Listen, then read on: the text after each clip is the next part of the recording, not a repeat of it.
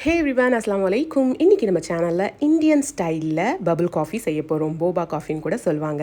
5 spoon Sahoo wash பண்ணி நல்லா இதை பாயில் பண்ணிக்கோங்க. சுவி பபுள்ஸ் மாதிரியே இருக்குங்க. இது கண்டிப்பாக ட்ரை பண்ணி பாருங்கள்.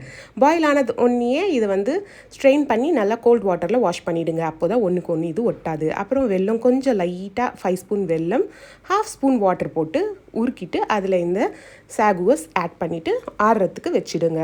அப்புறம் இப்போ அதில் போடுறதுக்கு மில்க் ஷேக் மாதிரி ஒரு காஃபி ஷேக் நம்ம செய்யலாம் வாங்க. Ice cubes, sugar, coffee powder, நல்ல சில்டு மில்க் ஆட் பண்ணி பிளெண்ட் பண்ணி வச்சுக்கோங்க.